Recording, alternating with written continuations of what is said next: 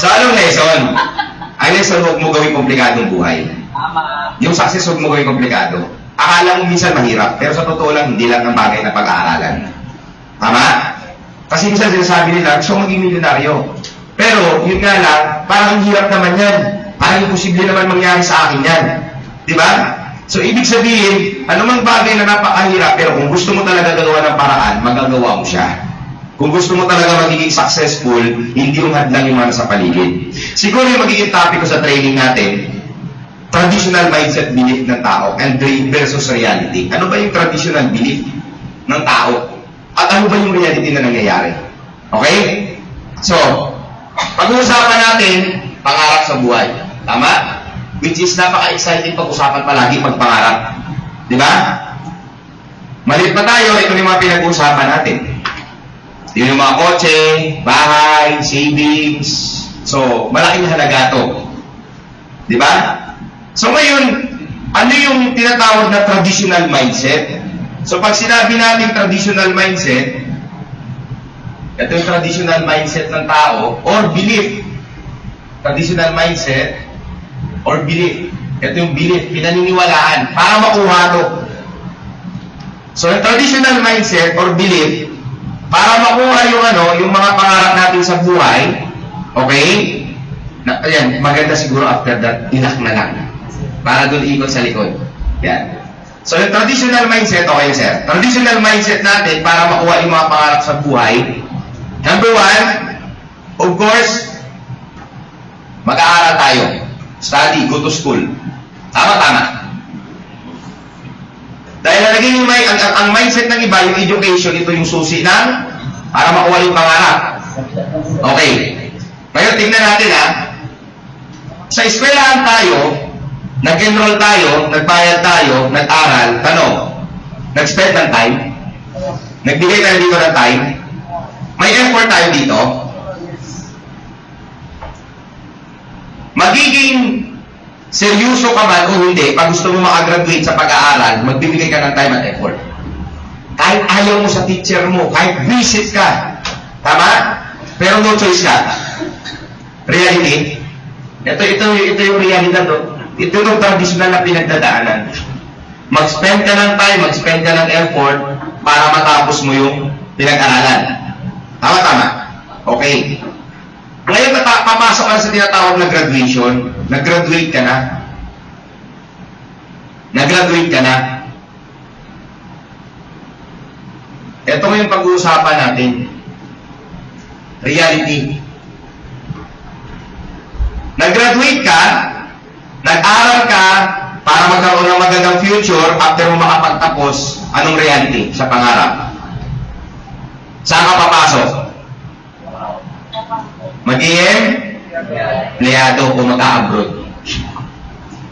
Tama? Tanong, pag ikaw nag-empleyado at nag-abroad, mag-spend ka ba ng time? Yes. May effort ka ba? Yes. Traditional hindi. Traditional. So, dito umikot. Isipin mo nung tayo nag-aral, nag-spend tayo ng time at effort, after nag-graduate, maging empleyado ka. Sa empleyado, ganun din, iikot ulit ang cycle ng buhay mo. Yun nga lang, syempre may income na napapasok. Okay? May income na, may income ka na dyan, kumikita ka na.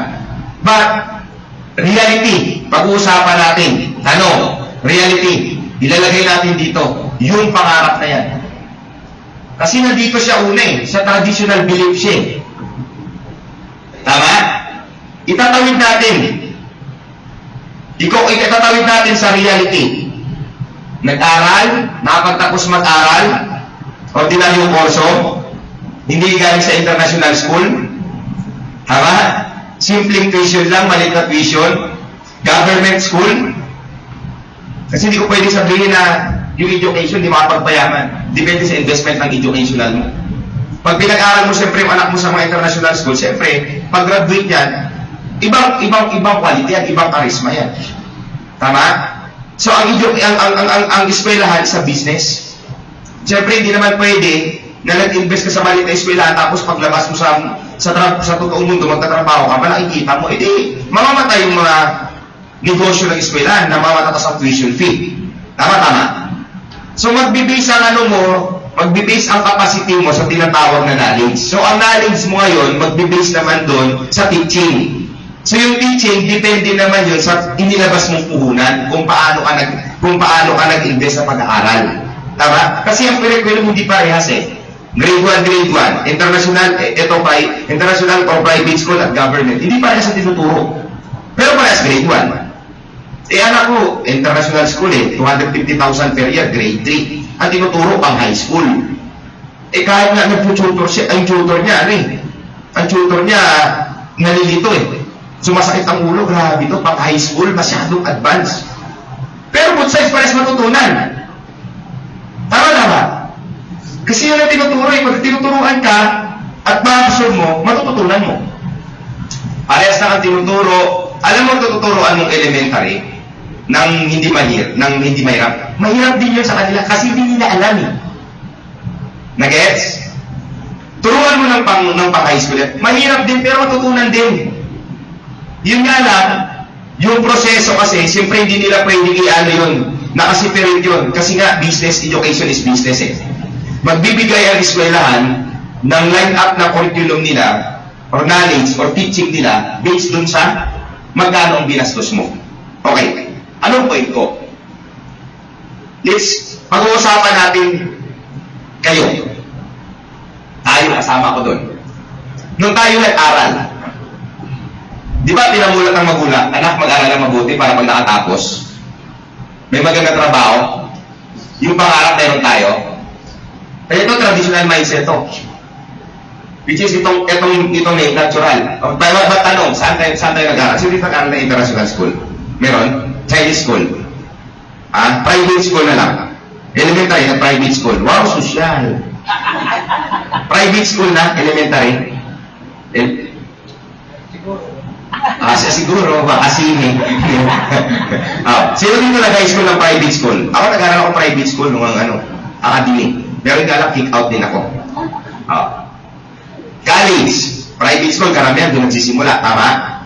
Okay? Kaya nyo ngayon nung tayo nag-aral, wala man nag-aral dito ng international school, o Chinese school, o elementary pa lang, ganun na yung pinag-aralan, sa quality na mataas na standard. Tama? So, ibig sabihin, nasa nandun lang tayo sa traditional na inikutan. So, yung education natin hindi ganun kataas pagdating sa eskwelahan. Kaya yung capacity na pwede mong magawin pagdating sa labas, maliit lang. Kasi magbibase yung capacity mo based dun sa knowledge mo Tama? So yung knowledge mo ngayon, based dun sa tinuturo sa'yo. Nag-gets? Kasi yun ang sinusundan nating pattern Okay? So ito yung reality. Nag-aral tayo sa simpleng eskwelahan, private man yan pero hindi ganun kamahal, kasi maraming level ang private school. Tama? So hindi ganun hindi ganun ka-exclusive na school. Ngayon, dadaan tayo dito sa traditional na yung education na tinuro sa atin, papasok lang tayo dito sa simpleng bagay. So ngayon dahil simpleng trabaho lang to, simpleng bagay lang natuturunan natin, simpleng trabaho lang ang pinalabasan, simpleng buhay lang din. At ang simpleng buhay, sa totoo lang, ang reality, yun yung tinatawag na miserable buhay. Kasi realidad talaga ng simpleng buhay, yun yung gusto mo, mabibili mo, yun ang simpleng buhay. Diba? Ako dati kasi yung mindset ko simple lang pangarap ko. Makakain na 3 beses isang araw, okay na. Tuyo, sardinas, araw-araw, okay na. Pero hindi yung simpleng buhay, ang tawag doon miserableng buhay. Ang simpleng buhay, lahat ng gusto mo, mabibili mo. Tama? So, dito tayo namulat sa traditional na yan, traditional mindset or belief. Ito yung way na pinagdaanan natin. Ngayon, nakatapos na tayo ng pag-aaral. Nandito na tayo ngayon papasok. Mag-i-empleyado ka o magtatrabaho ka. Tama? Alam mo, kung kayo nag-aaral international school, nakapag-graduate ka ng UP, nakapag-graduate ka ng Ateneo, papayag ka ba na magsasahod ka lang ng 10,000? Hindi ka papayag. Ateneo ka UP ka Tapos ng standard ko, hindi pwedeng 10,000, 15,000. No. Tama. Meron nga lang, simpleng eskwela 15,000, tuwang-tuwa ka na Tama.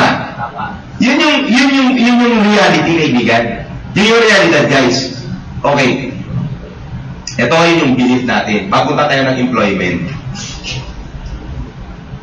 Pag ikaw empleyado ngayon, anong next na goal mo? Ang next na goal mo ngayon, kumita, may income ka, ang next na goal mo, posisyon. Sino may empleyado dito? Taas ang kamay. Sino dito ang supervisor? Manager. Manager posisyon? Okay. Siya ilang taon ka ng manager? 1 year pa lang. Okay. Magkano kinikita sa manager? 14. Manager, 14,000. Manager ng? McDo. Manager pa pala to. Sa inyo pala itong McDo, no? Saan McDo? Dito ka? Ayala. Okay. Kaya manager ng McDo. 14,000. Magkano neto? Net income. May kaltas yan. 11, sabi natin 12,000. Magkano na si save every month? Wala? Kasi bakit? May expenses ka eh. Anong mas importante? Yung posisyon o yung savings?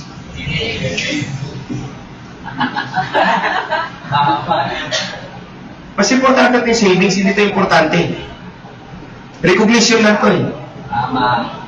At yung recognition para sa mga tao KSP yan. Sorry to say, joke lang yun. Pag kulang ka sa pansin yun. May hindi ka ma-recognize. Kasi ako naging KSP din ako dati. Ito reality ito pag-uusapan natin. Pero mga manager, tama? Sarap pakinggan ng posisyon na yun at pangarap ng lahat yan. Pero pag-uusapan, how much you save? Yung savings mo na yan para sa pangarap mo. So, ito yung pinatawag na cycle. Dito umiikot yung life cycle ng tao. So, yung cycle ng tao, traditional way. But in reality, pag pag-uusapan natin pangarap, ito ngayon yung ginamit mo, o yung ginagalawan mong mundo, o ginagalawan yung mundo, pag ikaw nag-empleyado, di ba? Pag pag-uusapan natin yung dreams, reality, kaya kunin, kotse, mga kotse kaya, kotse siguro, di ba? Savings na malaki or milyon na savings, house and lot or condo, kondom pwede siguro, di ba? Para safe. Ano pa? Travels. Mga pagkain na lang eh. Experience sa mga hotels, pagkain na masasarap, maglilimit ka. So masarap to saan masarap? Saan ang maganda? Reality o doon sa traditional belief? Mas maganda dito ka pumasok sa reality. Kasi ito traditional belief eh. Pero, yung realidad dyan, after mo makapagtapos sa pagtrabaho at nakuha mong posisyon, pag binalikan natin yung pangarap mo, yung goal mo, yung gusto mong mangyari, hindi siya magme-met. Tama? Okay. Ito ngayon yung realidad. Sa totoo lang, itong ginagawa mo, nag-empleyado ka, sir, para ba maging manager? Para ba maging manager, kailangan uupo ka lang.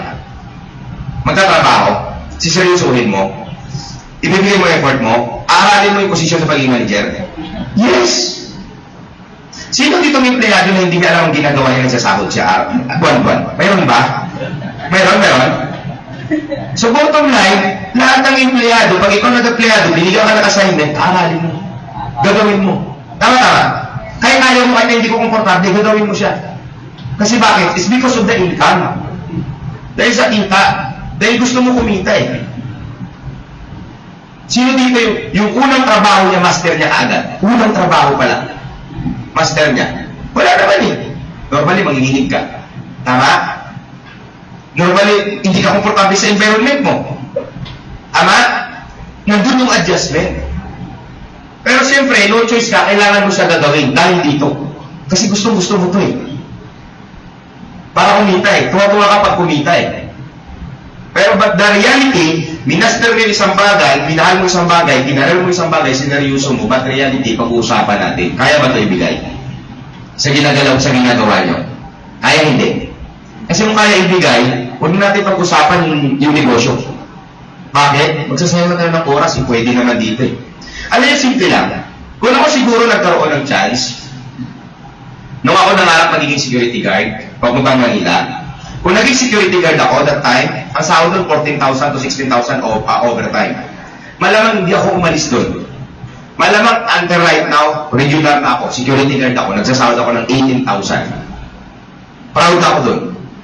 Hindi na ako bumalik sa networking at hindi na ako nag-network. Nagkataon lang, wala akong license, hindi ako natanggap ng security guard. Pinagpipray ko, Lord, tulungan mo naman ako. Iniyakan ko pa yun.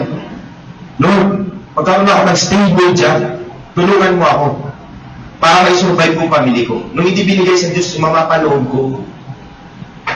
Kasi may inutangan ako, may hiniraman ako, hindi ako pinahiram. Kasama ng loob ko noon, hindi ko makalimutan. Sabi ko, Lord, sa simpleng bagay, pinagdadamutan mo ako. Ginawa mo pa. But hindi ko na-realize, hindi niya pala ako nilagay doon. Hindi pala sa 16,000, hindi pala sa 20,000, nilagay niya pala ako sa milyon. Tama? So, ang Diyos gagawa ng way yan. But the reality, ang Diyos, kung gumawa ng way, kailangan ikaw give your best.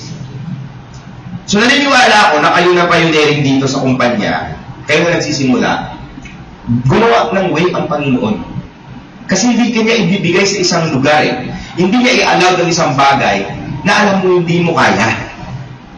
At lahat ng nangyayari, may magandang purpose. So, ibig sabihin ko, nandito ka, binigyan ka ng pagkakataon ng Diyos na makasama sa bagong kumpanya na nagsisimula pa lang. Tama? Na pwede mo makuha ang pangarap mo. But ang question, ikaw. Tama. So sa anumang bagay, ang pinag-uusapan palagi, ang issue, hindi ibang tao, ikaw. Para makapagtapos ka sa pag-aaral, hindi naman magulang mo ang nagsasagot pag nag-exam. Tama. Hindi naman magulang mo ang pumapasok sa eskwelahan para maitapos mong pag-aaral. Tama. Pag pumasok ka ba sa pagiging empleyado, pwede bang magulang mo ang magkikatulong mo doon? Na ikaw muna yung pumasok kasi hindi ako pwede ng isang linggo. Tinatamad ako magtrabaho eh. Pwede mo ba sabihin sa boss mo? Hindi. Tama. Ikaw mag-e-effort para dito. Pag-uusapan natin yung business.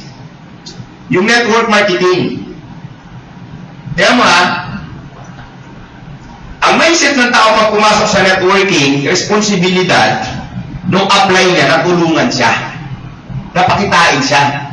At minsan naniningil pa yan. Yung apply ko, nag-recruit sa akin, kumita yan eh. Kailangan tulungan mo ako kasi kumikita ka sa akin eh. Tama. Oh. Bakit kung ikaw nag-empleyado, nung nagtatrabaho ka, bakit hindi mo sinisigil ang boss mo, ang laki ng kinikita ng boss mo, hindi naman siya pumapasok?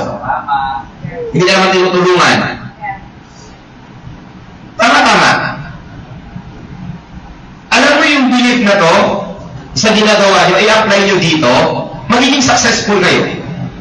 Yun nga nung nagtawid ka na ng panibagong mundo, nagbago na ang pananaw mo, swerte ka na nga na naimbita ka eh. Ako kung walang tao nag-imbita sa akin, ako, anong buhay ko ngayon? Baka cool boy pa rin. Cool lang, kasi cool eh, hindi naman di ba? Hindi dancer, hindi macho dancer eh. Cool lang. Di ba? So, ito yung kailangan kasi ang hirap tinawa. Ang nagiging traditional din, belief ng mga networker o yung mga taong papasok sa networking. Di ba?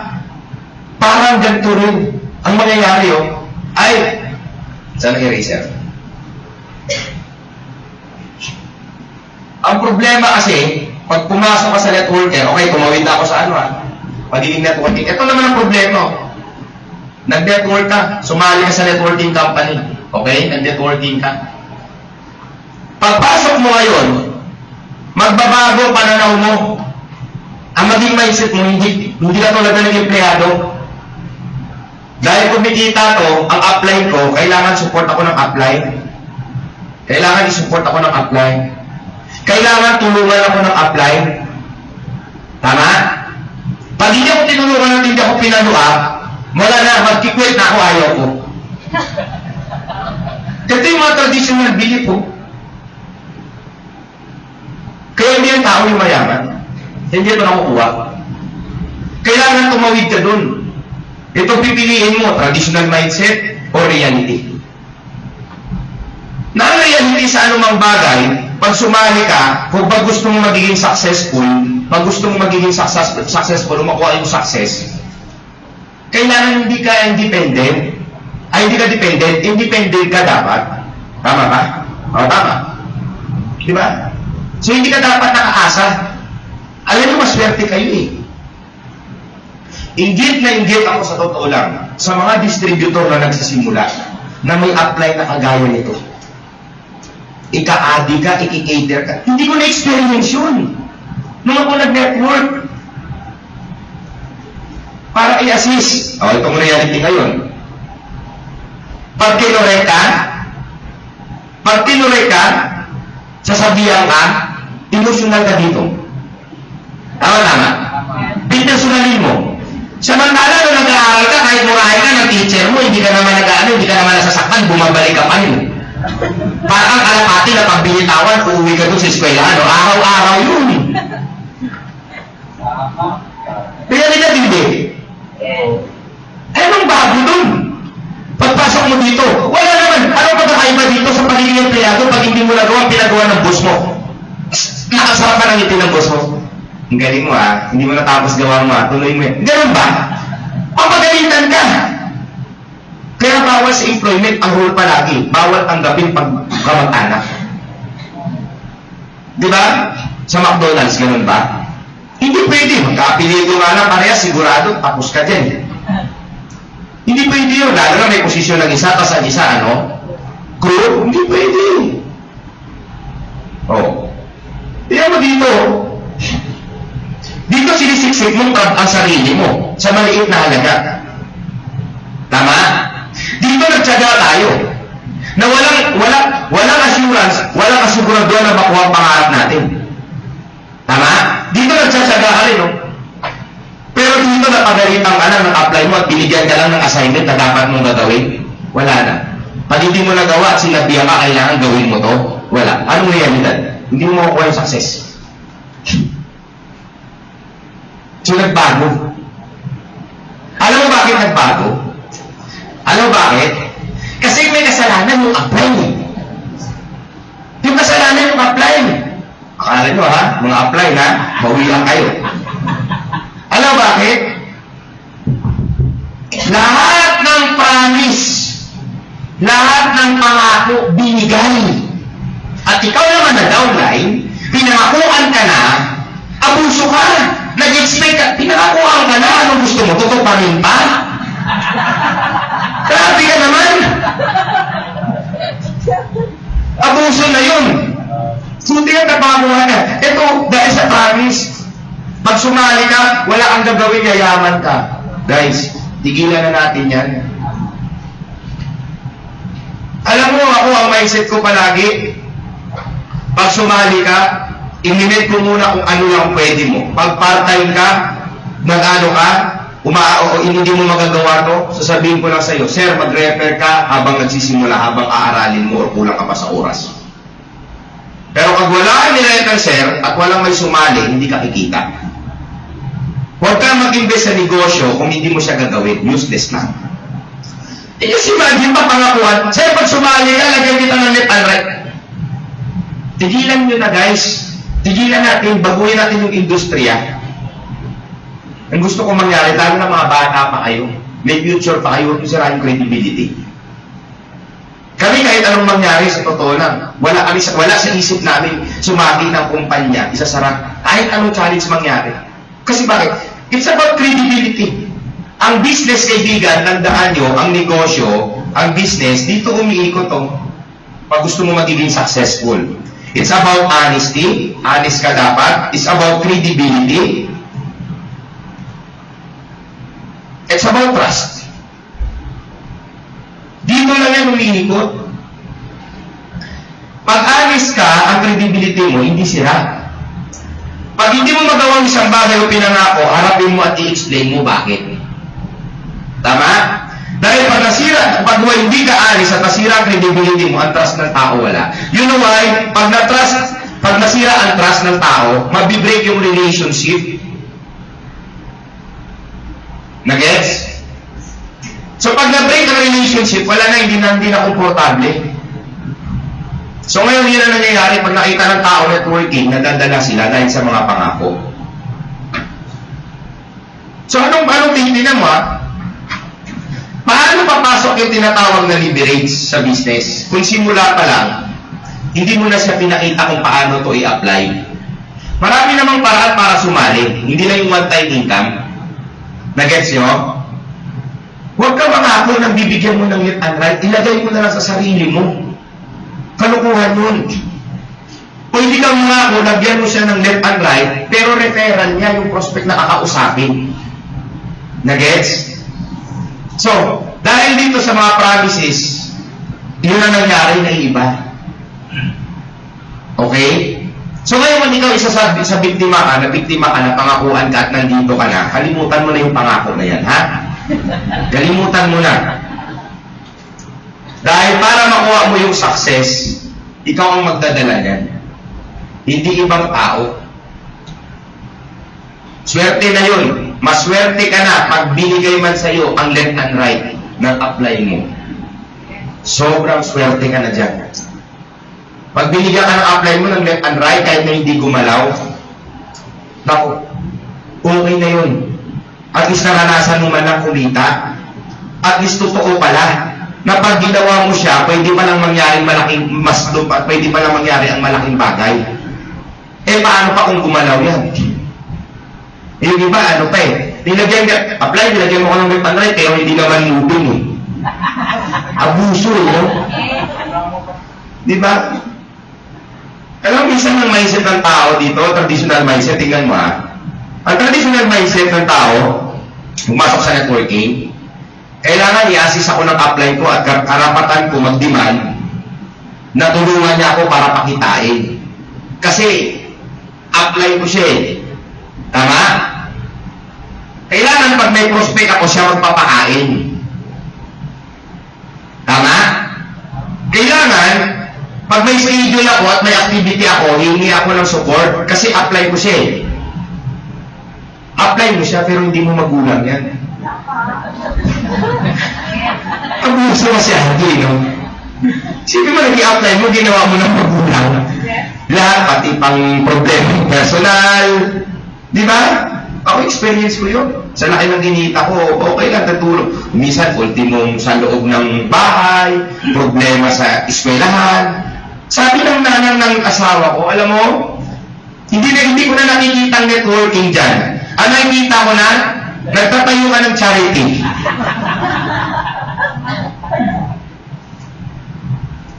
So, alam mo guys, maswerte kayo na pag may apply na nag-gather. Isang team. Pero, contribute kayo, of course. Magko-contribute kayo. Kasi reality, gano'n naman sa pagiging empleyado eh. Tama-tama. So, kailangan mo ba, hindi ito magbago. Kung anong mindset dito, gano'n pa rin. But pag itong in-apply mo, pumasok ka dito, sa networking, itong i-apply mo na mindset, magiging successful ka. Hindi nga lang, yung mindset mo dito, o yung belief mo, or action mo na ginagawa, hindi na pumasok dito eh, pag nag-networking ka eh. Kaya hindi mo siya nakukuha yung reality na pangarap mo sa buhay.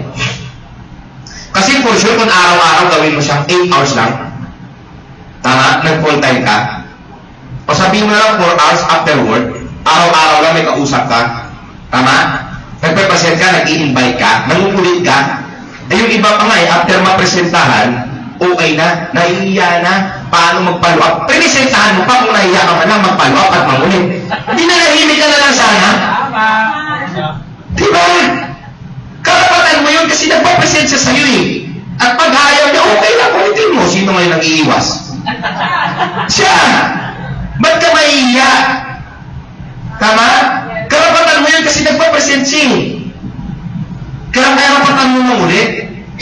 Eh kung ako man manliligaw, niligawan kita, pag nanligaw ako, wala kang boyfriend, karapatan ko ngayon, naulitin kita. Tama-tama. Ganon din dito. So yun nga lang yung mindset ng tao, di ba, ay pag napresentahan ko, parang nakakaya i-follow up. Ba't ka nahiya? Akala ko gusto mo makuha pangarap mo sa buhay. Tama?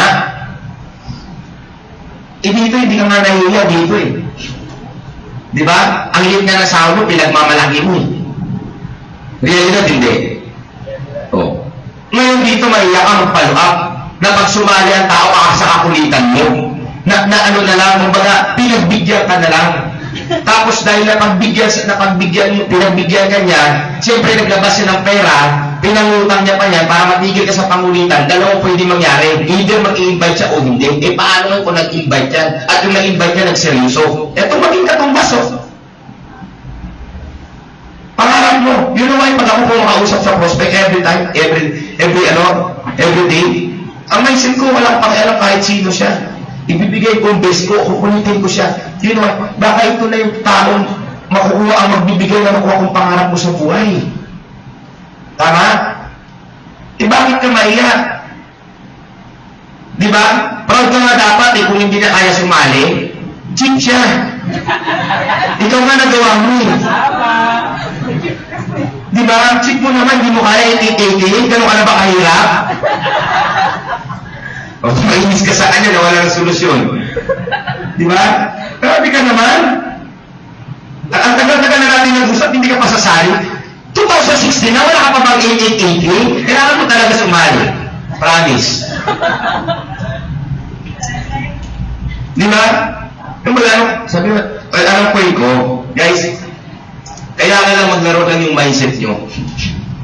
Yun na hindi ka magbago. Ano yung bilib ako sa mga empleyado, sa totoo lang? Kasi naranasan ko maging empleyado, nga lang mahirap lang. Nung ako naging kargador, kahit ayaw sa gusto mo, katrabaho ka, tatapusin mo yung oras na yun. Kung sino dito papasok sa opisina, sa loob ng opisina, antok, pagod po yan, matutulog lang. Kahit gaano kaganda ng party, inuman, kinabukasan, pinapasok ka ng boss, kailangan may gagawin. Pagdating mo ba doon kahit hangover ka, matutulog ka. Hindi naman ganun eh. Tama-tama. Pipilitin mo sarili mo, gisingin mo eh. Tama-tama. Oh, pero tingnan mo anong reality sa networking dahil wala kang boss? Nag-inuman, nag-party, lasing, hangover, may prospect na kausap bukas. Anong nangyayari? Malaskan, masakit ulo ko. Bukas na yan, sunod na araw. Na hindi mo alam pag kinausap mo ngayon. Diba? Baka yun ang agila mo. Pinalampas mo sunod na araw, ayaw na, o baka wala na, o baka iba ng tao nakakuha. Nag-gets nyo? Kaya nga ako sabi ko lang etong mindset ng mga empleyado, ma-apply lang sa networking, yayaman. Pero yun nga lang, mali. Pag empleyado ka dito, ang sipag mo, na hindi ka yayaman. Nag-networking ka, hindi ka na nagsipag. Na dito yayaman ka. Nagbago pananaw mo. Ang tingin mo dito sa sarili mo, pagsali mo, boss ka na. Kasi nagbayad ka na eh. Hindi ganun. Tama? So, i-apply mo pa rin yan. Kung anong ginawa niyo sa pagiging empleyado, nagbigay ka ng best effort mo, etong tradisyonal na pinaniwalaan mo pero hindi magdadala sa realidad ng pangarap, i-apply mo yun. Kung gaano ka seryoso, ganun din. Araw-araw kailangan mo pumasok para magkasahod, ganun din. Pag ikaw nagsumali sa networking, ganun din. Kailangan una aralin mo, masterin mo. You need to learn. Internalize mo yung marketing plan. Negosyo mo yan eh. Sa pag-empleyado, ganun din. Sa eskwela, ikaw din gagawa ng grades mo. Tama? So lahat ng factor, actually parehas yan. Yung nga lang pagkakaiba lang, yung reality na tinatawag, na sa network marketing, sumali ka, binigay yung best mo, inaral mo, at ginawa mong negosyo, by heart. May apply o wala, sineryoso mo. Ito maging kapalit. Pero ibang tao dito natatakot. Nagdududa. Hindi nila convince sa sarili nila. Kasi kung ikaw naman talaga, convince mo sarili mo na makukuha yung pangarap mo, hindi ka maiiyak mangulit sa prospect mo eh. Kung convince ka naman talaga na opportunity ang ginagawa mo, hindi ka mahihiya mag-follow up sa kanya, mangungulit ka talaga sa kanya. Tama? Pero yung yun nga lang, alam mo bakit nahihiya ka? Baka hindi kumita. Kasi ang mindset mo pag sumali, ano bang gagawin mo dito? Papabayaan ko to. Hindi ka naman convinced talaga eh. Tama? Kasi kung convinced ka talaga na tutulungan mo siya at pag-uusapan, tsaka anong pakialam mo sa kanya? Kahit nagde-negative siya. Huwag mo yun entertainin. Okay lang yun. Ibang tao kasi ay nakakaya kasi kapitbahay ko, pag nirekrut ko, kamag-anak ko, pinsan ko, pag nalaman nila na nagde-networking ako. Kasi makakantsawan ako eh. Di ba? Pero pag tinanong ka, pinsan, saan ka nagtatrabaho? Sa McDonald's, sa mall, Chase. Proud na proud ka. Pero pag networking, saan ka nagtatrabaho? Ako, ano ba sasabihin ko? Networking ba? Di ba? Kaya ako, diniretso ako pag may emergency. Anong negosyo mo, sir? Pag nagtanong sa akin, anong business mo? Networking ko. Pag may tao nagsabi na ayaw ang networking, natatawa ako. Lalo na malalaman ko, hindi naman mayaman. Natatawa ako. Kasi bakit? Isipin mo, malakas naman ang loob mo. Tama? Mag-negative ka. Isa na tala ako. Baka yung tax ko lang, nung ako pa-distributor, nakinikita ko, baka hindi mo kaya abutin, nakitain. Nung nagdadalawang milyon ako, 200,000 ang tax ko buwan-buwan, magkano kinikita ng isang empleyado. Tapos, ang lakas ng loob mo, ikaw kung may karapatan, mag-negative sa akin. Tama na, ano karapatan mo para i-negative mo yung negosyo na to? Di ba? Siguro pwede kung ang kinikita ko, tax mo. Tama. Pwede yun. So, anong point mo na, hindi ko ini-internalize, kaya natatawa ko pag may taong nag-negative sa networking. Natatawa ako. Nabababawan ako, hindi ako nasasaktan. Naawa ako sa kanya. Kasi bakit? Hindi ko nakikita yung future na pwede niyang na pwede niyang puntahan. Nakuha niyo? So baliktadin mo yung mindset mo. Habang hindi ka pa kumikita, kailangan i-feel mo. Kailangan convince mo sarili mo na dito yayaman ka. Kailangan convince mo sarili mo na ito pagkakataon ko na to, ako na naman ang nauna. Ang laki ng market. Nararating tayo dito magiging future. So, anong point ko lang? Kung lahat papasok lang dito sa reality, kaibigan, makukuha yung pangarap. Ulitin ko anong reality na yun. Ito ang traditional. Diba? Ang problema na kasi pumasok ka sa networking, nandun ka na sa business, pero pumasok ka sa traditional belief, hindi mo makuha yung success. Kasi dito, hindi ka ng support. Tama? Tapos, yung pinangako sa'yo, yun ang naka-inject sa'yo. Di ba? So, yun ang kailangan mabago. So, dito, sa reality, guys, hindi madali.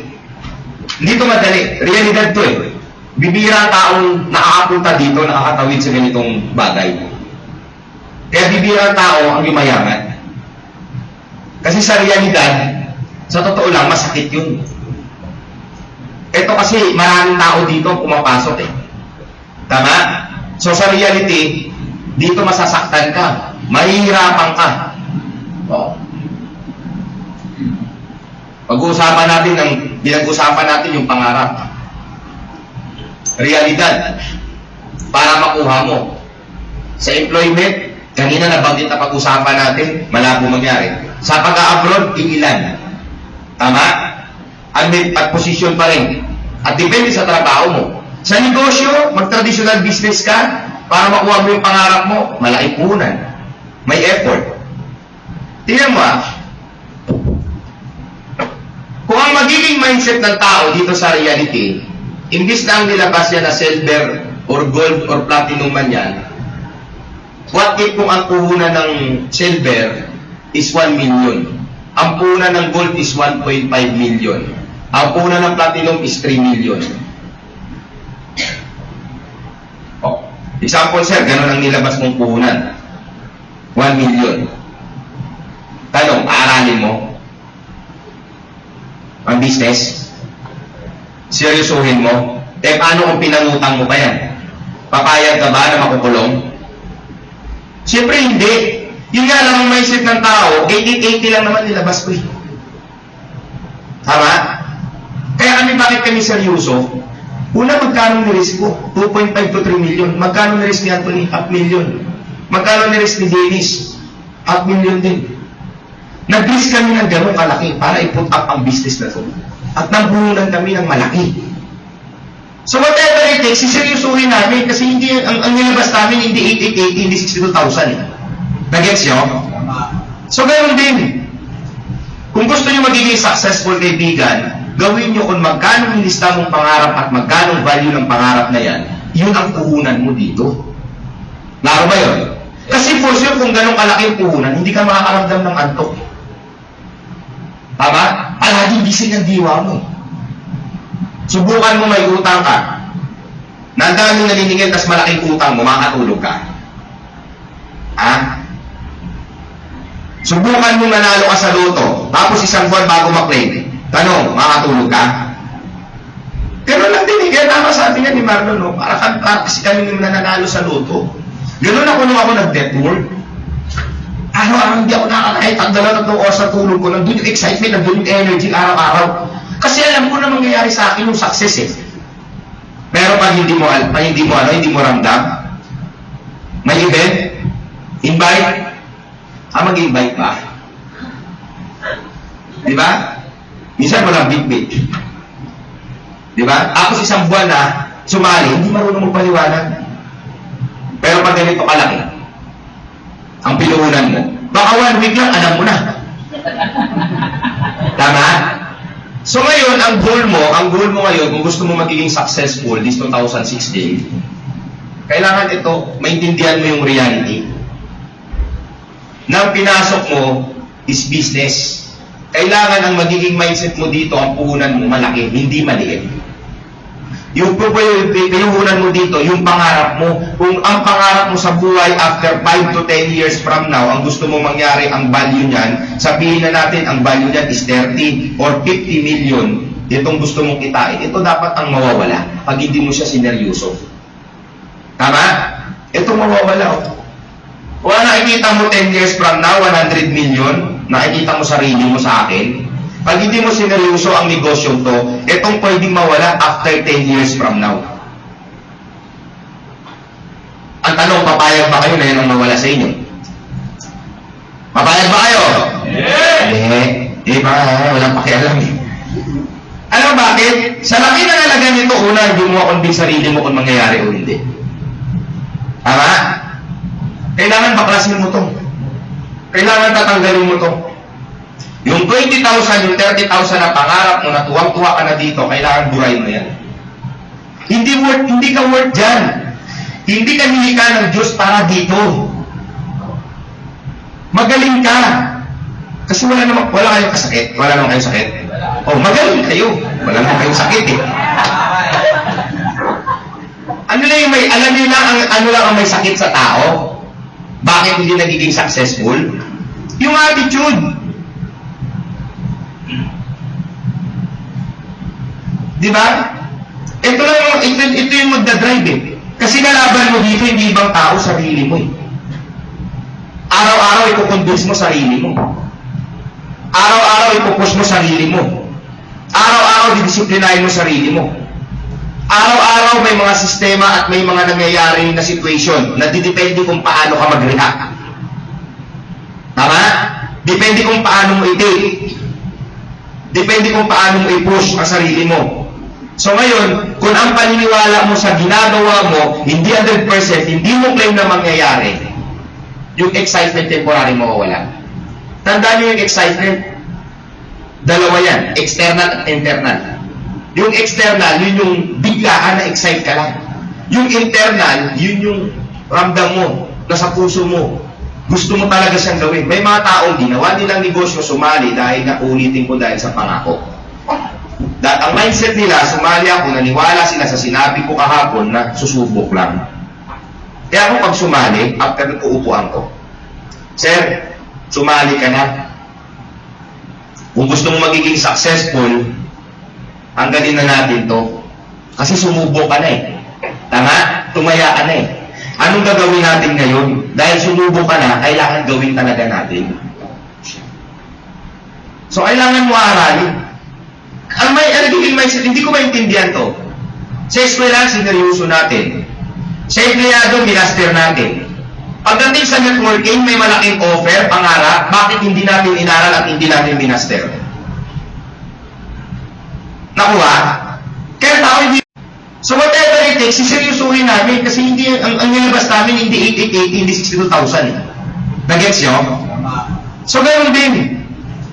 Kung gusto nyo magiging successful kaibigan, gawin nyo kung magkano nilista mong pangarap at magkano value ng pangarap na yan, yun ang puhunan mo dito. Laro ba yun? Kasi for sure, kung ganong kalaki puhunan, hindi ka makakaramdam ng antok. Tama? Palaging gising ang diwa mo. Subukan mo may utang ka.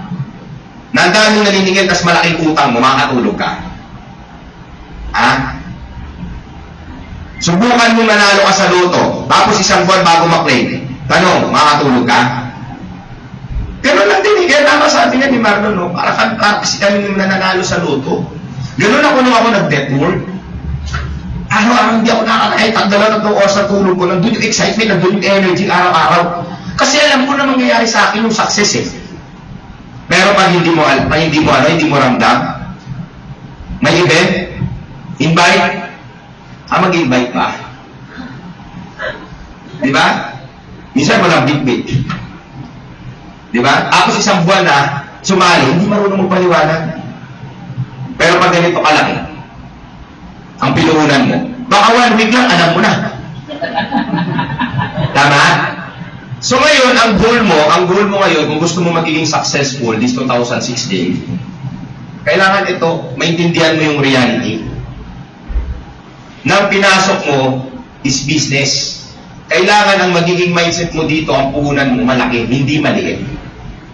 Yung pinuhunan mo dito, yung pangarap mo, kung ang pangarap mo sa buhay after 5 to 10 years from now, ang gusto mo mangyari, ang value niyan, sabihin na natin, ang value niyan is 30 or 50 million, itong gusto mong kitain, ito dapat ang mawawala pag hindi mo siya sineryoso.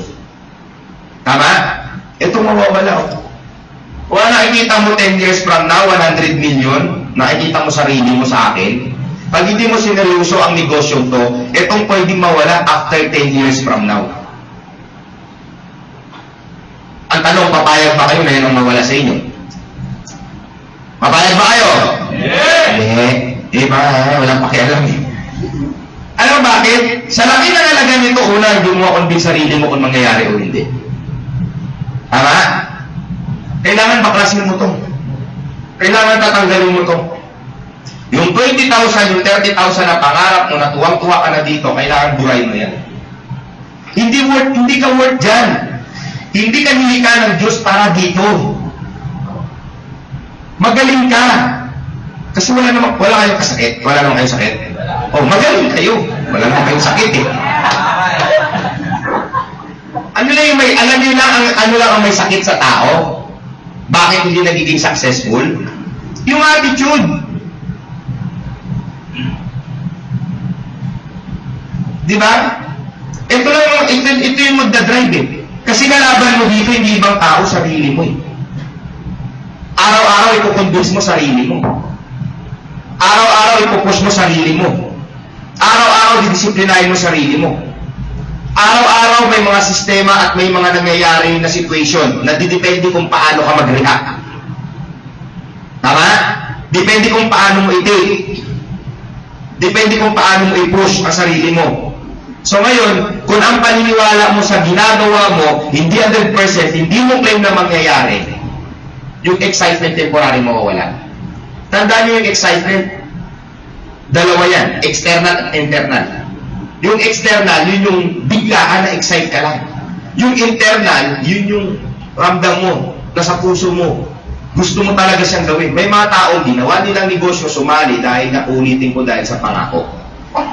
Ang mindset nila, sumali ako, naniwala sila sa sinabi ko kahapon na susubok lang. Kaya ako pag sumali, after nito upuan ko, Sir, sumali ka na. Kung gusto mong magiging successful, hangganin na natin to. Kasi sumubok ka na eh. Tama? Tumaya ka na eh. Anong gagawin natin ngayon? Dahil sumubok ka na, kailangan gawin talaga natin. So, kailangan mo aralin. Ang nagiging mindset, hindi ko maintindihan to. Sa eskwela, sineryoso natin. Sa empleyado, minaster natin. Pagdating sa networking, may malaking offer, pangarap, bakit hindi natin inaral at hindi natin minaster? Nakuha? Kaya tao hindi umayaman eh. Bakit ganyan mukha nyo? Ayaw tanggapin yung sinasabi oh. Umala, dalawa na yung ako yun ah. Hindi kung ikaw pala yan, alam mo pala, baguhin mo. 2016 na. Swerte ito, good start ito. 2006 ako nagsimula. Yes. Kaya taon ko to. Kailangan na sumabay lang kayo. Itong pinaka-starting na taon nung ako nag-design. Na sinabi ko sa sarili ko, basta nandiyan ang kumpanya, imposible hindi ako yayaman. Binago ko lahat. Sinakripisyo ko lahat. Kinumit ko sarili ko. Either without apply, may support o wala. Pasalamat ako pag may support. Pag wala, okay lang. Kaya sinabi ko sa Manila maswerte kayo dito sa training. Maswerte kayo dito. Nandito kami palagi, nag-attend ng training. Mag-attend na lang kayo ng training, dadali mo yung sarili mo downline. Sa totoo lang, eto hindi to sa hindi to dahil nandito si Marlon Sa lahat ng distributor, wala pa akong may nakita na sarili ko kung di siya. Nakita ko sarili ko sa kanya. So, para kayo, dapat proud kayo. Kasi mo kung paano umarangkada, galing sa hindi man lang sumabak sa top 10, bigla, top 2 ka agad. Ako ganun din nung nag-start. Nung grad opening, yayabang ng mga nasa stage. Sila na sa ranking. Pero lahat sinabi ko sa sarili ko, sisibakin ko kayo. Nag-probinsya ako, pagbalik ko. First anniversary, top 8 ako. Pumasok ako ng top 10. Sabi ko, hindi ako kontento. Habang nare-recognize ako, top 8, hindi ako excited. Galit ako sa sarili ko. Hindi itong capacity na gusto ko at hindi lang itong magagawa ko. O sunod, top 3 na ako na taon. Nung nag-top 3 ako, sabi ko, hindi ako kontento dito. Ayaw akong ganito. Nalilit ako sa sarili ko. Mas magaling ako sa top 1. Nilampasan ko top 1. Naging top 1 ako. Bawa mo. Kailangan masabi sa sarili nyo, guys, ma-project nyo sa sarili nyo, ma-convince mo sarili mo na magaling ka. Na itong pwedeng mangyari sa'yo. Na kaya mo magiging successful. Okay, bumilib sa ibang tao. Okay, na-inspire sa ibang tao. Pero paminsan-minsan, bumilib ka naman sa sarili mo. Diba? Hindi palagi, wala si apply. Pag nandiyan si apply, makukonvince ko to. Kaso lang ako na mag-isa, hindi ko to makukonvince. Yun ang paniniwala mo, hindi mo talaga makukonvince yan. Ang mindset ko dati, ayaw ko pag ako may apply, mag-convince. Bakit? Pag umayaw niya, sayang, ang hirap maghanap ng prospect, tapos hindi niya na-convince. At least kung ako, hindi ko na-convince, okay lang, papagalita ko sarili ko, pampihira ka, hindi mo na-convince. Kailangan galingan mo sa susunod. Wala akong ibang sinisingin. Tama-tama. Ganun na palagi. Kaya ako, visit ako pag nagbabasketball kami, na ako nagpupusta. Tapos, ang crucial, na ipapanalo, hindi ako hawak ng bola. Hindi pwede. Kasi kahit hindi ko man makaunti, okay lang akong nagbayad eh. Hindi ko man may pasa sa tamang tao, okay lang. Tama? Oo. Kaya palagi yung sinasabi sa kasamahan ko, pag malaki ang pusta, crucial, equal, 1-on-1, ha? Kung sinong bantay, ang makascore siya magbabayad o kalahati, hindi bibigay niya lang, ipapaw niya. Pag hindi nyo na i-counted, kayo ang magbayad, hindi bibigay sa akin ng bola. Kaya nagbabantay sa akin minsan 3-4 na. Ipapasa ko naman doon sa iba. Di ba? So, kayo ng mindset mo dapat. Di ba? Kasi isipin mo, pumunta dito sila Marlon, yung mag-asawang pamilya niya. So, at may mga downline na kasama. Wala naman sila kakilala dito eh. Marunong ba kayo mag-Bisaya? Hindi sila marunong mag-Bisaya eh. Sino Subano dito? Subano. Tapos, marunong ba kayo mag-Bisaya? Ang gagaling niyo pala mag-Bisaya eh. Tapos nahiya ka sa prospect na nagkakaintindihan kayo ng salita. Kung sino ang mahiya, sila eh. Dahil pag hindi marunong mag-Tagalog at Bisaya sila, hindi nila maintindihan yun. Nag-gets nyo ako? Di ba? Pero nandun kasi yung bilit nila eh. Na nakikita nila yung market ng Cebu one day. magiging ganito kami dito. Kaya, every time na sumasaya ako sa animal, narinig ko, Cebu, Cebu. Sabi niya, parang Cebu na palagi, wala ka naman plano bumalik naman niya. Sabi niya, wala na. Dito na ako mag-i-establish ng business. At darating ang time, magiging negosyante ako dito. Natutuwa ako, bakit? Hindi lang networking ang tinitingnan niya. Ang networking, you know why? Starting na yun lang to. Hindi ko pinangarap magiging networker habang buhay. Pinangarap ko magiging negosyante. Kaya nga nagtayo ako ng kumpanya. In time welcome, pag natuto kayo at naging milyonaryo kayo, time welcome. Kahit anong negosyo, huwag nyo naman akong kalabanin. Ako nagturo sa inyo, kalabanin nyo. Pag-uusapan natin yan. Hindi naman ako sa pinanggalingan ng kumpanya na walang usapan. Wala namang ganun. Di ba? Magbi-business kayo, mas matutuwa ako. Ang daming business sa paligid. Ang daming opportunity sa totoo lang. Ang daming opportunity, guys. Ito lang gagawin mo lang itong gateway. Starting lang to si networking. Dahil wala kang malaking puhunan sa traditional. Kailangan mamuhunan ka ng malaki. Starting lang to si networking. Dahil hindi ka nag-aral sa magandang eskwelahan, sa anak mo mapagpaaral mo sa magandang eskwelahan. Lahat ng babaguhin mo. Generation to generation, yun ang pwedeng ibigay. Pero yun nga lang, ikaw ang kailangan dyan, hindi ibang tao magdadala. Kaya kung sinabi ko sa upline ko dati, wala akong pakialam sa mga upline ko, susuportahan ako o hindi, tuloy ako. May tao maniwala o hindi, okay lang. Hindi ako effective sa ganito kong lugar, lipat ako sa ibang lugar. Oh. May pamasahe ako o wala, araw-araw mag-activity ako. Hindi ako makalayo sa malayong lugar na prospect, yung malapit muna. Hindi makikinig yung kakilala ko, kakausapin ko hindi ko kakilala. Naubusan ako ng prospect sa mga kilala ko, mas marami akong prospect na hindi ko kakilala. Nakuha mo? Yes. Yun yung reality. You must be proud sa ganitong industriya, networking. Hindi to illegal para mahiya ka, hindi to scam. Legal to. May papeles tayo. May magandang produkto. Tama? Tapos mahiya ka. Hindi ka, huwag ka mahiya. Dahil ang dami nang nagiging successful at yumaman sa ganitong industriya. Kaya na pwede mong puntahan. You must be proud. Kung talagang tao mo kausap at negative, hayaan mo siya. Tanga-tanga lang yun.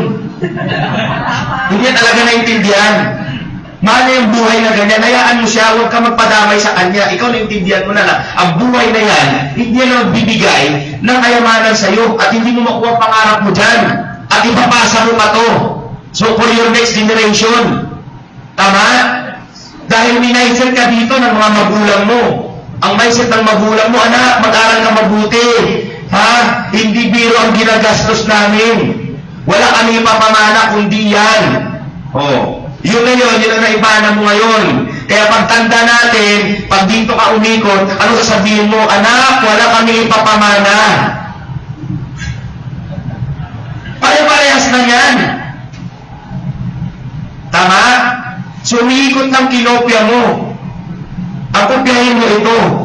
Kahit aralin mo ito ng matindi, nangopya ka pa rin. Tama? Kasi ang gagawin mo rin itong resulta na to, kinopya mo sa ibang tao eh. Yun na yung buhay niya. Ang networking ganun din. Mangopya ka din. Kopyahin mo kami mga nagiging successful. Yun ang advantage. At least kumopya ka man, binaba mo man ang pride mo, inaral mo, umupo ka dyan, at ginawa mong negosyo, tinake mo yung challenge, yung negative at discouragement, pero ang nag-aantay na buhay sa'yo, mga pangarap mo sa buhay. Yun yung reality. Nakuha? Yes. Kaya kung gusto nyo magiging successful, kung ang goal nyo magiging successful at yumaman niya yung 2016, this is a good start. Sumali ka na, gawin mo na. Itodo mo na. Pwede mo sabihin, ay, sumali ako. Sige, mag-invite muna ako pag may time. Pag wala, okay lang. Eh, kung binigay mo yung best mo, 2 years. Wala akong nakitang networker na sumali, basta tamang kumpanya lang at perfect timing, na nag-network ng 2 to 3 years na hindi naging successful sa 14 years mo na sa industry. Ako dati, hindi na ako naka-timing eh. Naaabo ako ng tao eh. Hindi na ako nagta-timing, nagsasara eh. Nung tumiming ako, first year ko, 2 million. Second year ko, 10 million. Third year ko, 1.5 billion ako per month.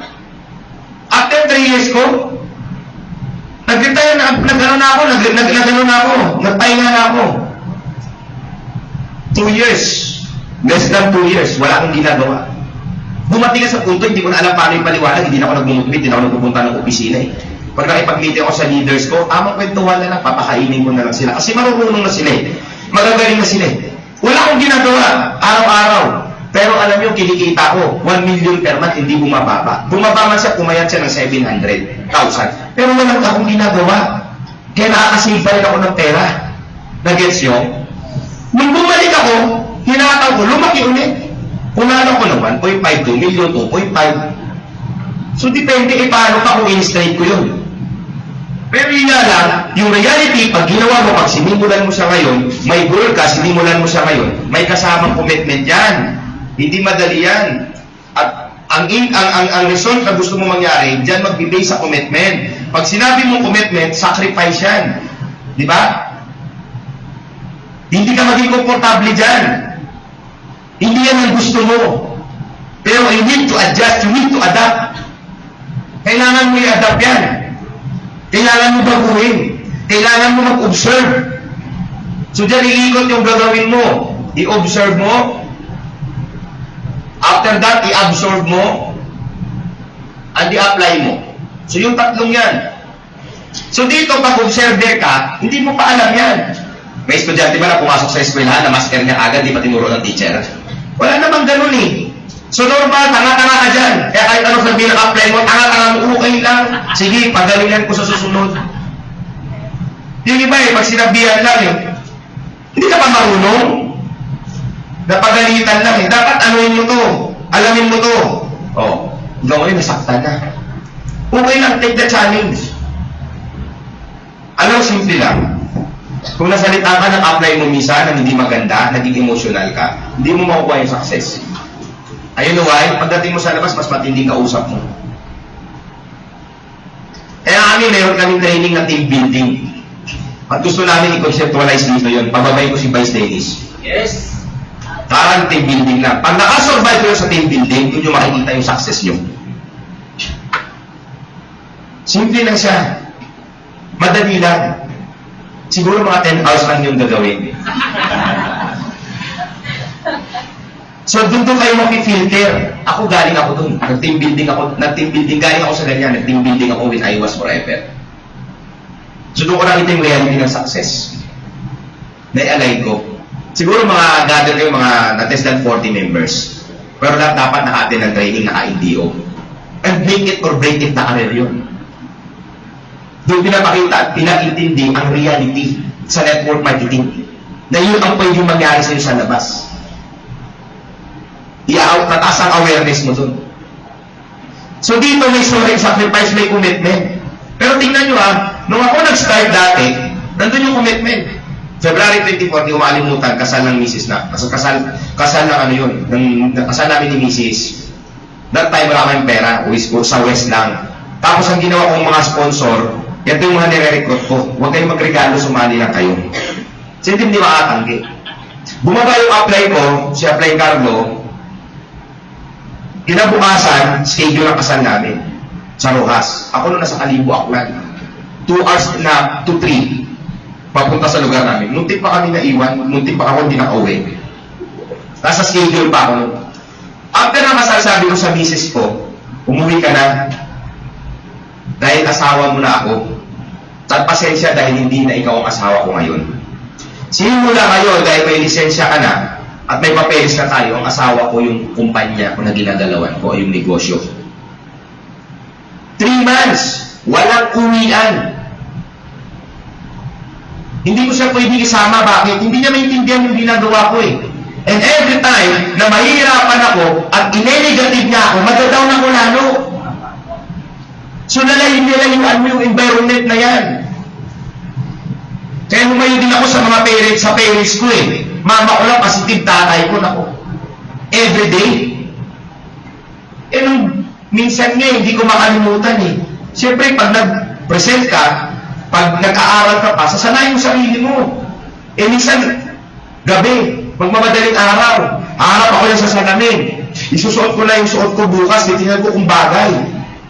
Tapos, imamaster ko na sa salita ko. Sino mga first timer dito? Good morning, napakaswerte niyo mga first timer, dahil may pag-uusapan din, napakagandang opportunity. Tinitingnan ko pati facial expression ko, hindi ko nasara kwarto, nabuksan ng tatay ko nag-CR. Umaga, nakasuot ka ng ganyan, nagsasalita ka, kausap mo sa lamin. Pag hindi mo patinigilan ng networking, mental hospital, abutin mo. Ha? Gagaguhan yan, katarantaduhan yan. Diba? Excited ka, karap mo sarili mo, tapos bigla, may demonyo si susupot doon, negative ka. Sige mo, isa, pag lumabas ako, ipunin niya, mamabarkada akong tambay. Hindi ako maligitip sa loob ng bahay. Paglabas, attorney! Siyempre, naka-long sleeve ako eh. May hearing ka, attorney? Ano, may pamasahe ka? Puro payaman lang yung sinasabi. Alam yung mga kaibigan ko, pag binibitbit ko, downline ko, hindi ko din dala ng bahay. Hindi pa kami kumikita. Kasi pag kumikita kami, binabaliw ko, sasabihin yan, tigilan nyo yan. Kalukuhan yan, ang taga-taga yan na ng networking, hindi mo na kumit. Pag may bago kang bitbit, patay! Similar, kailangan ko ilayo yung environment. I-cage ko yun sa environment ko na hindi mahawaan. Pero yung excitement nandun. And every time na sinasabi niya, isa ako, pasok sa akin, sige pa, dagdagan mo pa, mas lalo pa ako nang gigigil ang tawin kasi kailangan ko patunayan na maging successful ako kasi pag hindi ko pinatunayan, pagtatawanan mo ako darating araw. Pero darating ang araw, sa gagawin ko, papalakpakan mo ako. Kaya nangyari yun. Kaya depende kung paano ka mag-react. Baka kayo, yung mga magulang nyo, kamag-anak nyo, kaibigan nyo, negative lang kayo. After that, ay ano ba to? Nung ako hindi pa nag-aayon, marami akong kaibigan. Inain pa ako sa usapan.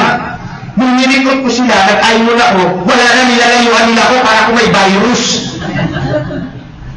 Alam mo, darating ang time, hindi mangyari sa'yo yan. When I was in Forever Living, nag-aaral ako. Lahat ng klase ko, inimbit ako, kinikidnap ko. Dumating lahat ng barkada ko dahil tambay din ako, nung gusto ko na i-anong buhay ko. Nung in-invite ko na sila, nag-iipon-ipon, magkaitan lang ako may kerbo. Naku, nandiyan na naman si Charles. Naku ba? Pare, may pasok na ako, pare. Isa-isa nagwawalaan na pagdating ko doon, mismo, dalawa na lang, ay pare, nasisiyar ako eh. Parang may virus, tapos makikita mo sila, nakikita, doon na naman. Pag sinundan mo, nagkakadawalaan na naman. Diba? Guys, magiging hindi ka komportable sa gagalawan ng mundo dito. Hindi to madali. Mahirap to. Bakit? Yayaman ka dito eh. Kung madali yumaman, sana marami ng taong mayaman. Ito madali oh. Pero ano resulta na mangyayari sa'yo?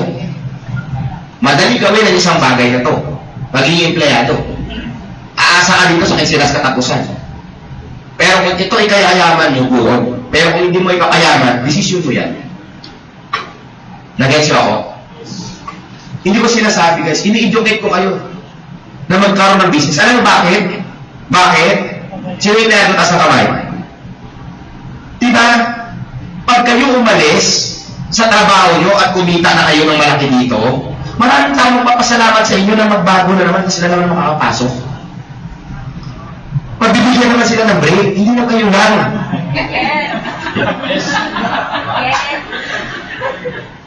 Diba? Ang dami every year nag-graduate, oh. Wala trabaho. Kawawa sila. Tama? Para sila naman yung papalit. Tama na yung 1 year, 2 years na na-experience mong pagiging empleyado. 3 years, 5 years, 10 years.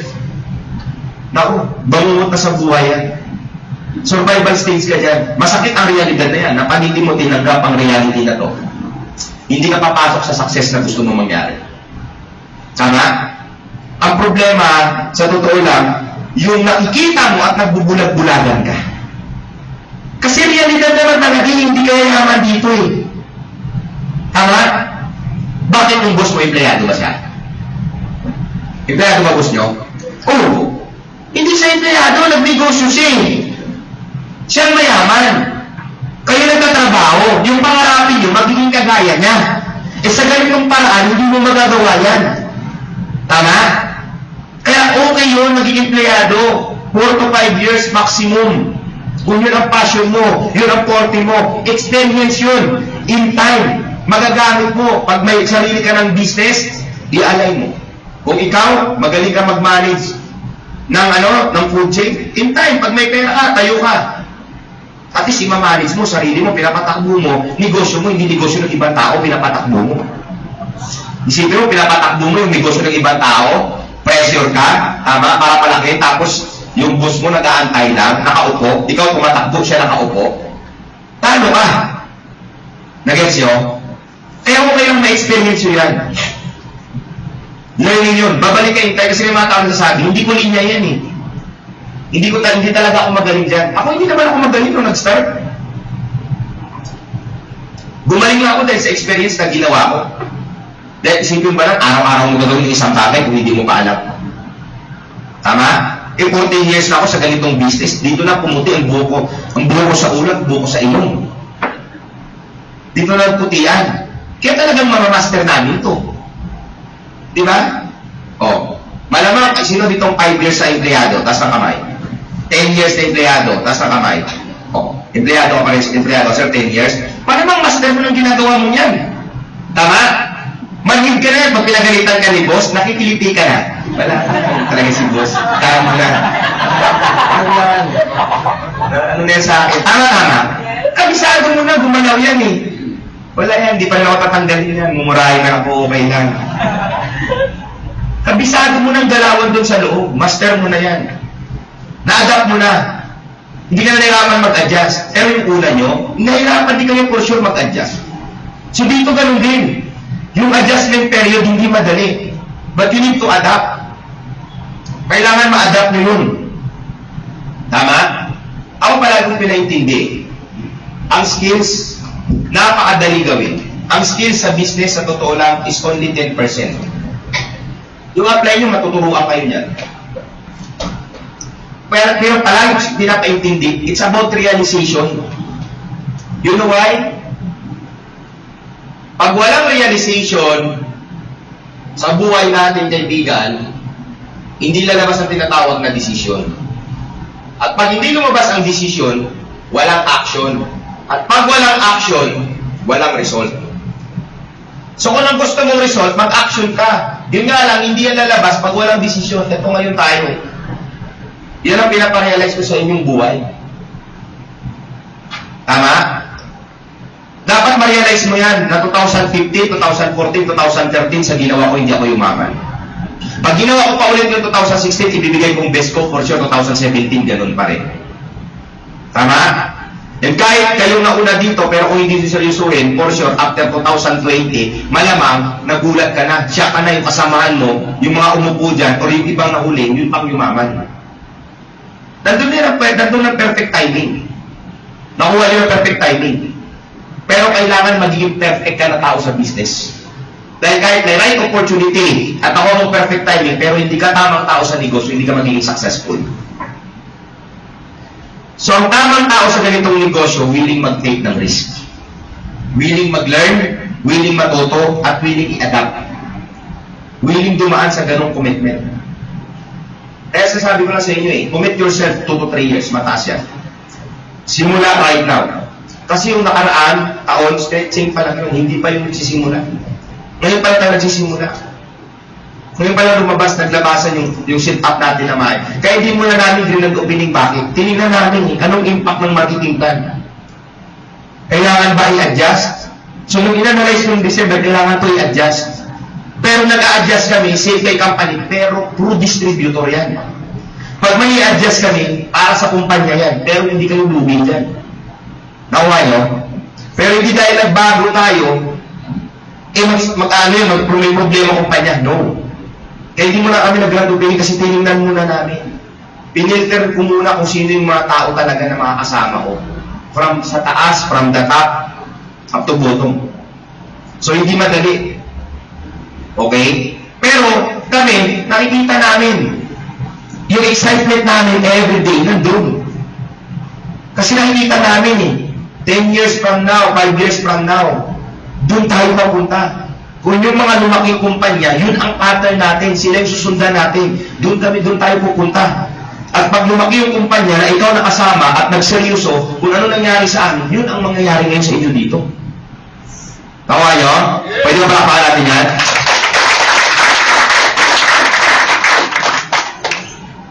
Ang pinaka-importante lang guys, kung ang goal mo maging successful this year, 2016, ang kailangan lang dyan, you need to decide. Major decision. At ang major decision, kaibigan, hindi yung sumali ka. Araw-araw, convince yourself. Bago ka parang lumabas ng bahay, kailangan sa kausap mo, ang projection mo, ang mindset mo, ang claim mo sa sarili mo, may magagandang mangyayari sa akin buong araw. Hindi yung mindset mo, napupuntan kong prospect kakausapin ko, marirecruit ko kaya yun? Parang negative yung kausap ko na yun parang ang hirap ko makonvince yun. Pag gano'n na nasa utak mo, dahil may tatlong law of kaibigan na umiikot. It's about law of attraction, law of action, tinatawag. Kalimutan ko sa mind mo, ito yung attraction, vibration, nararamdaman mo, ang law of action. So, kailangan, sa isip mo, convince mo sarili mo na makakonvince mo. Dahil pag convince mo isip mo, nararamdaman mo yan. Excited ka. Kahit doktor pa yan kausap mo, kahit engineer pa yan, kahit negosyante pa yan, kahit politiko pa yan, kahit si Duterte pa yan. Tama? Hindi kayo makapatay nun. Mga drug addict lang at mga drug pusher lang. Diba? Food supplement naman ang pinupus natin, hindi naman drugs Anong point ko lang? Diba? Pag-convince mo ang sarili mo guys, madali mag-convince sa ibang tao. So you need to convince every day. And of course, yung bagay na nasa isip mo, sasabayan mo talaga ng action. Dahil faith without work is dead Normal sa simula, hindi ka muna magaling dyan. Hindi mo master yan. Bago ka pa lang Ako na nagsimula, ulitin ko, hindi ako magaling. Gumaling lang ako dahil simple lang. Araw-araw ko ginagawa, daily. Hindi mo kailangan maging magaling dito. Ang importante, marunong ka lang. Iba ang magaling sa marunong, Tama? Kahit na hindi ka magaling magsalita, pero marunong ka lang magpaliwanag, okay yun. Ang magaling talaga yung kagaya namin. Tama? Yung mga lumatayo sa gitna, talagang pag nagbagsak, talagang hindi, kansiklaway, hindi naman kailangan ganun, Ibig sabihin, talagang master niya, magaling siya magkumbinsi. Pero lahat yan, nagsimula na hindi naman yan magaling. Araw-araw lang ginagawa. Ulitin ko, hindi mo kailangan maging magaling. Marunong ka lang. Dahil pag marunong ka magpaliwanag ng negosyo, complan, products, kaibigan, tapos nandun yung excitement mo, yung lakas ng loob mo. Hindi ba tao maraming marunong Marunong pero yung nga lang kulang ng lakas ng loob. Kinakain sila ng ganito, ng takot. Kinakain sila ng duda sa sarili. Kahit na sumali ka na sa isang opportunity, pero pag meron sa iyo ang takot at duda, hindi ka asenso. Kaya number one, bakit ka matatakot? Kung hindi mo alam, itatanong sa iyo, ano bang bagay ang hindi mo alam, hindi tanong mo sa sarili mo. At pag hindi mo alam, maging honest ka, sabihin mo, bago ko nakaka-start ko lang, hindi ko pa to pero at least i-take note ko, binigyan mo ako ng assignment. Kaya may kausap na ako babae, pumunta ng opisina, siyempre ako yung presidente ng kumpanya, may-ari ng kumpanya, tinanong ako ng mga ingredients sa produkto, bagong produkto, hindi ko alam. Marunong pala, yun, siyempre gumagawa ng mga sabon. Nakikita ko, sabi ko, anong mo, background mo, parang dami yung alam. Gumagawa ko sir ng sabon, ganun ba? Don't worry ma'am, lahat ng tanong mo hindi ko masasagot. Pero binigyan mo ako ng assignment ko yun. Sabi ko sa kanya, Kaya sabi ko, mama, next time, pag bumalik ka, kailangan kasali ka na, pagpaalis na. Kasi pag hindi ka pa kasali, at tatanungin mo ako, binibigay mo sa akin assignment, hindi man pwede yun. Okay na magkaroon ng assignment kung kasali ka, bihiro ko na lang. Kasi binigyan mo ako ng mahabang assignment So, wag honest ka lang. Kasi mahirap yung magagaling-galingan ka, hindi mo naman talaga pala alam. Pero yung, kung hindi ka man nagiging productive doon, okay lang. Kaya may turo ako dyan eh. Di ba? After you internalize sa business, pinaliwanag ka. Kasi minsan simple lang eh. Ang nakita mo kasi, ganito eh. Ang ginawakan mo, kaya ka sumali dahil sa pangako. Pero hindi mo nakita kung paano talaga ang flow tumatakbo kung pag ginawa mo na siya. Ang kailangan ma-internalize mo kung paano mo siya gagawin. Okay? Bonus na yung pangako pag ginawa ng upline mo eh. Bonus na yun. Sobrang swerte ka na doon. Ngayon, ang gagawin mo after mo ma-internalize ang negosyo, simple lang. Ang gagawin mo, una, paliwanagan mo yung upline mo. Yung tao na sa paligid mo na nakaintindi ng negosyo. Yun ang magiging assignment mo. Bago yung prospect mo. You know why? Kasi pwede kang, ang taong may alam, nakausap mo, may mas marami siyang itatanong sa'yo. Huwag ka mahiya. Kasi may mga taong iba, ay nahihiya ako eh. Nahihiya ka eh, itong magiging kapalit nito. Ulitin ko lang ang yumayaman sa negosyo, walang hiya. At naniniwala ako na kayo, hindi kayo mahihiyain. Sa totoo na. Kasi bakit? Sino yung empleyado? Taas ng kamay. Oh, paano ka tatanggapin sa pagiging empleyado kung mahihiyain ka? Interview ay nahihiya ako eh. Hindi kita masasagot. Hindi na pwedeng ganun eh.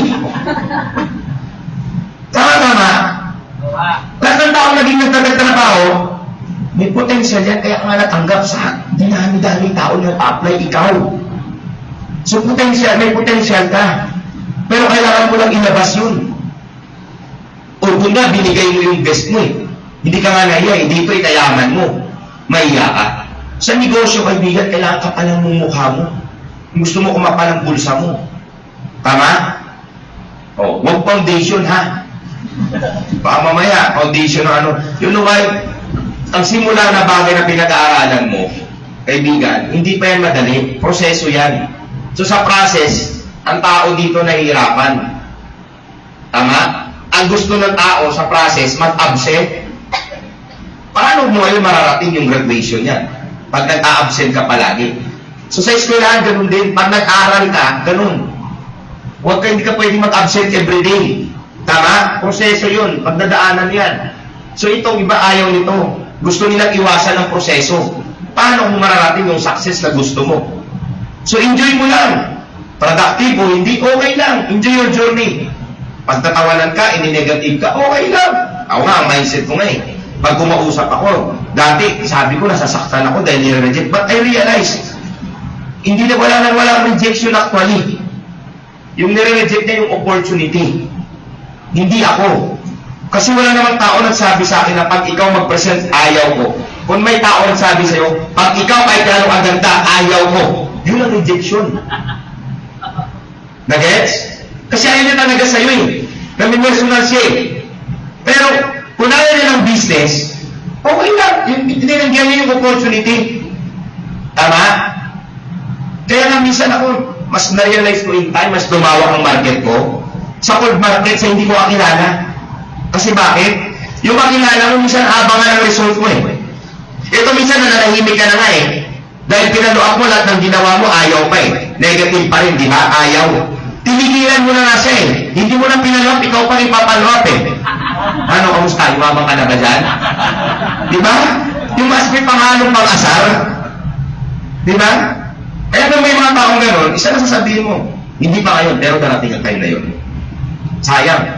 Pag dumating ang yun, na time na yun, sayang na ikaw hindi ko makasama. O, anong sabi niya? Sige, tuloy mo lang yan. Ano, tuloy ko to? Kasi nakikita ko, asenso ako dito eh. The more every day na sinasabi mo yan, with your heart, nakikita ng Diyos yan, narinig na yan. And in time, dahil minsan naaawa ng Diyos sa'yo, hindi mo masasabi, prospect ng lalapit sa'yo. Totoo yan. Nag-post ka lang sa Facebook, ay, nagustuhan na bigla, oh. Nagpapano na? Ano saan pala yung masasabi? Alam nyo, walang dahilan talaga sa sitwasyon ngayon na hindi kayo yung magiging successful. Sa kumpanyang to. You know why? Perfect timing. Ang laki ng market. 10 years ago, nung ako nag-network, ang laki din ng market. Pero yun nga lang, ang communication limitado. Walang Facebook. Iyon na lang nagpe-Friendster. pupuntahan mo yung prospect, pinupuntahan ko yung prospect, sa lugar minsan, pag barangay, walang signal.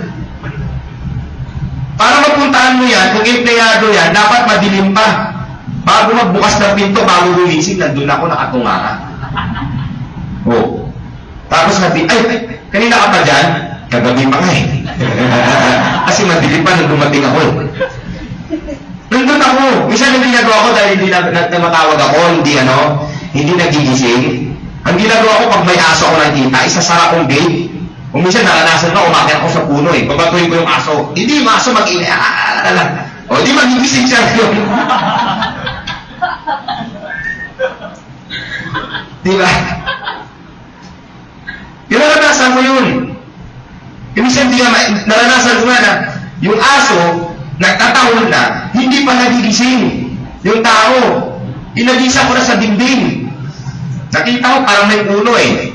Sabi ko, hindi naman ito ba ito pag may bunga puno eh. Kung wari nahulog, o agisan mo, galagabo. Di ba? Pero minsan naranasan ko rin na lahat na ginawa ko na, may aso, ang aga ko, binato ko ng bahay, kalahating araw na ako magtatanghalian, yung pala walang tao talaga sa loob ng bahay. Kasi wala nang cellphone, walang signal eh. Isipin mo mag-antay ka sa wala pala. Tapos sasabihin naman na nakikita mong kapitbahay niya, nung medyo matanghali na, Sir, walang tao dyan eh. Ilang araw na hindi sila umuwi. Isip ko lang, visit ka? Kanina mo pa ako nakita dito eh. Pero kasi isipin ko, mainis ako, ganun ba? Lalapitan ko. Sayang. Ang ganda pa naman ng opportunity na ipapakita ko sa kanya. Ma'am, since nag-spend na ako ng time at ng oras, sayang naman. Pwede ba sa'yo ko na lang ipaliwanag? Yun na ang paliwanagan ko. Sayang na eh. In-approach na ako eh. Alam mo, may mga tao minsan, pag tinanong anong business, nahihiya sabihin. Ako hindi. Sabihin ko, walang pakialam sa sali ka o hindi, okay lang. Lalo pag hindi ko kilala, hindi ako nahiya. Bakit? Ang mindset ko, anong pakialam ko, hindi naman tayo magkita bukas eh. Malay ko ba kung magka-interest ka eh. Minsan nga, yung prospect mo, i-judge ka pa eh, pagkakilala mo eh. Pero pag hindi mo kakilala, okay lang. Nakuha nyo? Kaya yung prospect mo na sinulat mo na uubos mo yan at hindi pa naniwala sa'yo, okay lang. Ang daming prospect, hindi ka maubusan sa paligid lang. Di ba? Ang sikreto lang, simple lang naman eh. Ngitian mo lang. Tama na, agad mo ka lang palagi. Pag hindi ka marunong umiti, practicein mo yan hanggang sa mag-lockjaw ka. Hindi ka na mahirapan. Kung di mo talaga magawin, patayin mo. Para kung mga tapunti, oh. Kasi yung puhunan mo eh. Pag umiti ka, tisin mo, sinong tao na kasi? Pag naganoon ka palagi, oh, sinong tao lalapit sa'yo? Tama? Kaya ganoon ang ginagawa ng boss eh. Nakasimangon kunwari, kasi ayaw ng trabaho eh. Para ayaw ka lumapit, o kayo na lang, kasi lumapit o bad trip si boss. Ayaw tayo lumapit, trabaho na tayo ng trabaho. Yun kasi kayo ng mga boss. Hindi na kangitiyan. Pag nakangiti, ay magandang mood ni boss. Magsisili ako. Tama? Mag-advance muna ako. Pero pag nasimangon dyan, di ba? Sa negosyo, hindi ganun. Hindi na nakangiti ka palagi. Kasi pag ngumiti yung tao, yung parang mo, minitian mo, tinitigan mo at ngumitian, saan ang ibig sabihin nun, nakokontrol mo na siya? Nakukuha mo na yung mind niya. Ang kasunod dyan, kausapin mo, magtanong ka. Kung anong oras, huwag mo lang sabihin, baka may rilo ka pala, kung dati tinatanggal kong rilo ko. Or sasabihin mo, Sir, anong oras na ba? Parang medyo nagkamali ka na eh. Pero basta nasa utak mo lang, huwag mo nang recruiting ko to. No! Kaibiganin mo lang. Kwentuhan lang. Darating tayo, magtanong kayo, maging topic nyo. Tatanungin mo siya saan siya nagtatrabaho. Pag nagtanong siya sa'yo, anong trabaho mo, doon mo na ikwento. Tama? Eto, connected ako sa ganito. O sir, narinig mo na ba to? Kung gusto mo magkaroon ng idea, willing ako para paliwanagan ka. Tama?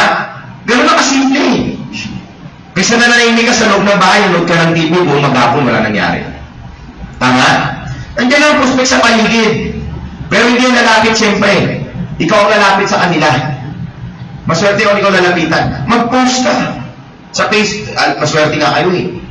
May nagtuturo sa inyo ng online. Na kahit na hindi na bababaan ni Vice Dennis, si Marlon, alam niya na kung paano gagawin ng online kasi kumita na siya dun eh. Tama?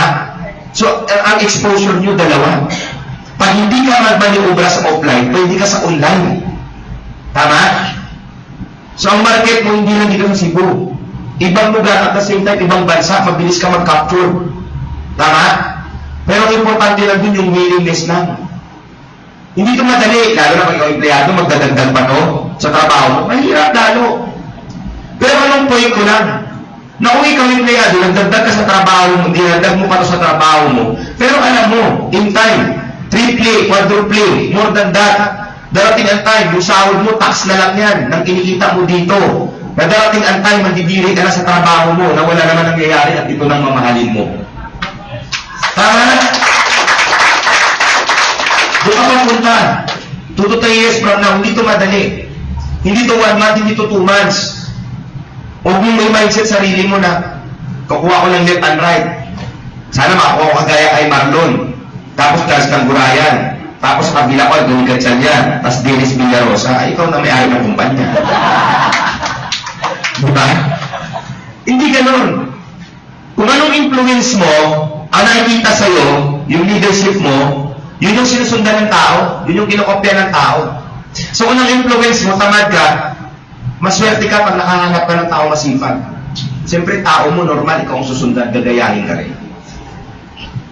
Kaya kung mindset ko, simple lang. Sipagan mo ng todo, ibigay mo yung best mo 2 years. Nagka-result ka, result speaks. Magtatanong mga leaders mo at mga tao paano mo ginawa. Yung ikikwento mo kung paano mo ginawa. Yun na magkukonvert, mag-generate. Temporary lang to ang sacrifice mo. Yung sipag mo, 2 to 3 years na yan. Yung resulta mo in time, yun yung nag-generate ng income mo, ikikwento mo na lang. Tama? Ba't dito kailangan mag-push, i-push mo sarili mo araw-araw. 10 persons presentation. Hanggat hindi ka pa namamaos, todo mo, huwag ka naman sumigaw. 5 to 10 person, imposible, hindi ka gagaling after 1 month. Tama? Darating ang time, kahit wala kang kausap, sigurado nalagnatin ka eh. Di ba palagi sinasabi, meron tinatawag na 21 days habit. Every day, i-habit mo lang yan kung anong gusto mong gawin. Pag araw-araw, sanay ka mag-present, every day, sigurado yan. 1 month, after 1 month, pag hindi mo siya ginawa, pag wala kang may mag-presentahan, sigurado magkakalagnat ka. Kasi bakit? Sanay ka na dito eh. Nag-gets niyo ako? So, ibig sabihin, dito, ganun lang. After mo masterin ang marketing plan, i-internalize mo, magtanong ka sa upline mo. Sales clinic. Tayo, i-explain mo sa upline mo, gawin mo sa prospect. Di ba? Huwag ka mahiya. Mas nakakaya sa labas pag nag-perform ka na walang kwenta ang performance mo. Nag-gets? Kailangan sa upline mo muna. Kapag master mo na ngayon, ang magiging next mo dyan, kausapin mo, sa prospect mo, mayroong classification yan eh, A, B, C, D. O, dito ka muna sa class D, yung walang pera. Yung mga tao walang pera, yun yung taong presentahan mo. Kung kaya mo mag-present yan, mga 30 persons, mas maganda. Alam mo bakit? Marami tong negative, marami tong excuses, matinding practice, matinding training yan. Bigay mo lang. Pero the moment meron kang isa dyan na nabuksan ang pangarap ng utang, bumili ng package, ibig sabihin, magaling ka. Dito, ang magiging problema ng tao, walang pera. Pag yung palagi na problema ng kausap mo, pero naintindihan nila ang negosyo na maganda, walang pera, eh pag may kausap ka, may pera, hindi niya na problema, tanong sasali na. Ganun na kasimple eh. I-ready mo dito sarili mo. Tama? So, kung gusto mo mangyari malaking success this 2016, na good start, ito yung pinakamagandang quarter, first quarter. Ibigay mo lang, kung sa basketball, first quarter pa lang, tinambakan mo na. Second quarter ngayon, medyo alalay ka na. Tama? So, ganun din dito, ibigay mo lang. Kasi nandito ka na eh. Kaya pala ko na sinasabi, kung ang mindset mo dito, nag-i-expect ka kasi swertihin ka, malabo yun. Ang percentage yun napakaliit. Alam niyo yung swerte, sumasama sa tao pag masipag ka. Binibigay ng Diyos yan pag masipag ka. Pero hindi pwedeng swerte mananalo sa'yo.